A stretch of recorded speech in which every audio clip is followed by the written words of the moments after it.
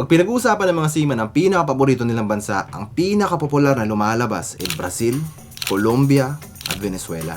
Pero meron akong isang kasama dati na walang ibang bukang bibig kundi ang Mexico.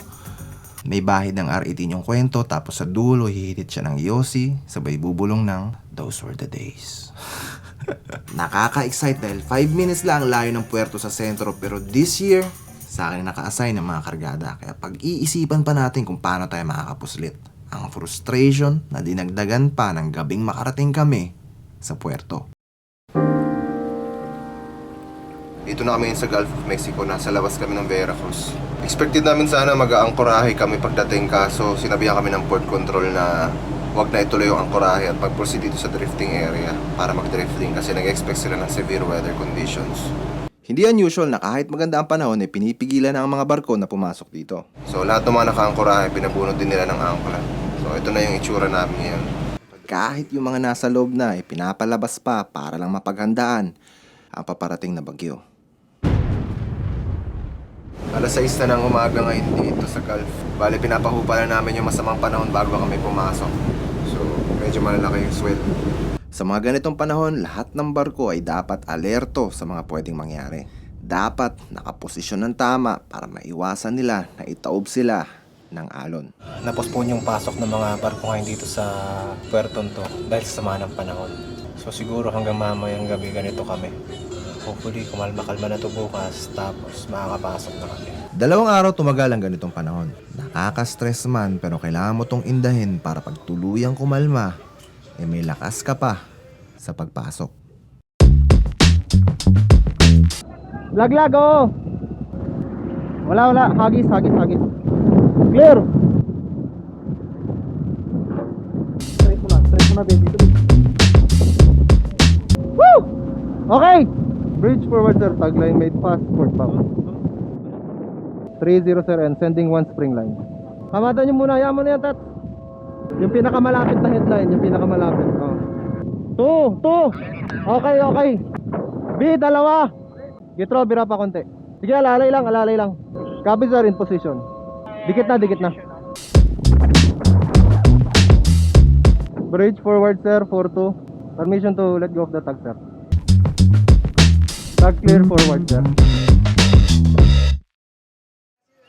Ang Veracruz ang isa sa pinakamalaking puerto ng Mexico. Kaya kahit mahirap ang bansa ay maganda ang sistema at maayos sa mga tao. Ang inaalala ko lang dito ay ang pabago-bagong panahon na pwedeng makaapekto sa mga bakal sa loob ng bodega. Second day ng discharging namin ngayon dito sa Mexico. Ngayon is 6:30 in the morning, medyo foggy yung lugar. Tuloy-tuloy pa rin yung discharging namin. Wala na, sarado na yung visibility dito. Ang panahon na siya rin kinasira ng camera ko. Gustuin ko man lumabas para makabili ng bago, pero sa ngayon, medyo alanganin sa dami ng kailangan gawin. Break time nila ngayon. Dito ako sa puerto para mag-check ng draft na muna natin para alam natin kung kailangan na natin mag-ballasting. Chief mate, ang sa tingin ko yung isa sa pinaka-demanding na posisyon dito sa barko. Bihira ka na makalabas dahil kailangan mong tutukan ang buong operasyon. Bulagahan ng mga problema at malalaking pera ang nawawala sa maliit na pagkakamali. So silipin muna natin yung gaano nakadami yung nadiskarga nila dito sa 3 tsaka sa 4. Bumababa yung AF natin, gaya nung estimate ko. Pero kahit busy, nagkakaroon ka pa rin naman ng pagkakataon na magpahinga.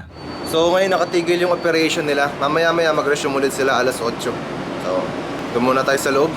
Sa panahon ngayon, kahit hindi nakakalabas ay medyo okay na rin dahil pag nasa puerto ay nakakausap naman namin ang mga pamilya at kaibigan sa lupa. Pros and cons, no? Kaya hindi pagod dito, Jay. Trabaho ko nga, 6 hours lang. So, ganun ba? Paano nga, kasi yung naman nalibigay sa kanya sa seaman daw, pero di daw niya type. Kung ikaw, halimbawa, sumasahod ka ng 300,000 sa Pilipinas, mag-Canada ka pa. Sa Pilipinas? Ano kung base ko sa Pilipinas?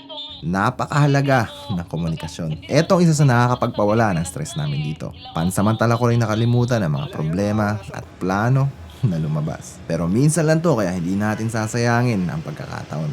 Dahil gaya ng sabi nila, pag gusto, may paraan. So ginawa ko na halos lahat ng mga pwedeng gawin kahapon para makalabas ako mamaya. So mamayang tanghali, paalam ako kay Kapitan na lalabas kami. Kasama ko si Batang. Bola, sir, pa? Bola, sir, Spalding. Lalabas kami ngayon, guys. At kasama ko si Batang. Dalawa lang kami actually. Ito yung battery. See you, my friend! Alas 12 na ng tanghali at lalabas kami ngayon, Ibatang. Sasayaw ka? Tanghaling tapat, guys. Grabe yung init. Pawisan na ako. So, ang panahon ngayon ay medyo maaraw, walang bakas ng ulan. At target natin na puntahan is yung Andamar, yung pinakamalaking mall dito para bumili tayo ng bagong camera. Kasi yung camera ko is nalaglag. Kasi Batang. So, dito kami ngayon sa plaza. Naglalakad. Papapalit muna pala kami ng pera. Ano pangalan mo, kabayan? Di magkano palitan dyan? Magpapalit na kayo, pag hindi nyo naubos, pwede nyo naman balik. Ikaw may-ari nito, kabayan? Oo pala. Tagal ka na dito? Tagal na, 30 years na. Pinapapalitan muna namin yung pera namin. Pero gano'n, lagi nyo tatanungin kung magkano. Kasi kapag hindi nyo tinanong, tigi-tigisa. Pauwi sana ako, no? Kaso natapat naman pandemic. Saan po kayo? Kaloka naman. Mas maganda yung padala mo yung pamamasahe mo kaysa yung pagmumukha mo sa pandemic. Daman. Sige, salamat! Unang impresyon ko sa Veracruz parang Maynila. Magkaparehas lang halos sa mga kali at building. Ganun din, ang init at traffic. Anyway, pumunta kami sa pinakamalaking mall para hanapin ang nag-iisang kiosk ng DJI. Gracias, my friend! Dito na kami, guys. Maging ang mga disenyo ng mall halos parehas lang din sa atin. Dito na yung kiosk ng DJI. Patas lang din ang presyo ng mga electronics. Pero, Nagharap kami ng memory card, medyo overpriced yung memory card ng DJI. so inikot namin yung mall at nakita namin yung beach sa second floor. Dito kami sa labas ng mall. Parang terrace niya, overlooking sa dagat. Ganda. Mga ganitong view ang dahilan kung bakit napaka-popular ng Mexico sa mga turista. Pero wala kaming oras para dito ngayon. Naghanap kami ng ibang mapagbibilhan. Wala kaming makitang memory card kung saan na kami nag-ikot. Ayun si Batang, bumibili ng flashlight para kay chief engineer. Dahil bukod sa personal na gamit, kailangan din naming hanapin yung mga pinabili ng ibang tropa. Pero dahil wala na kaming oras, binalikan na lang namin. At Yun! Buhay na naman tayo, guys! Ito na, gamit ko na yung Action 4 ngayon. Ganda ng camera na to talaga.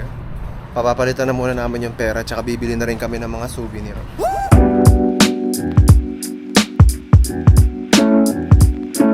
Dito na kami ngayon sa bilihan ng mga souvenir. So mamimili muna kami dito ni Henry bago kami umuwi.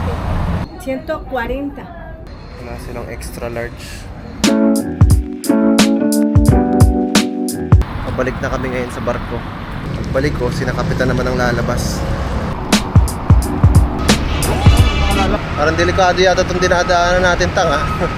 Sakto lang, nakakapagod. Kaso, ang pangit ng labas namin, nagmamadali kami. So pagdating namin dito, ito na, naka-ready na. Nakaporma na yung mga lalabas. May nagpaalam kaya dito at bibidyohan natin.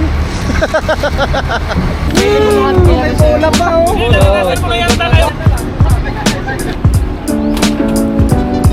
Dito na kami sa barko.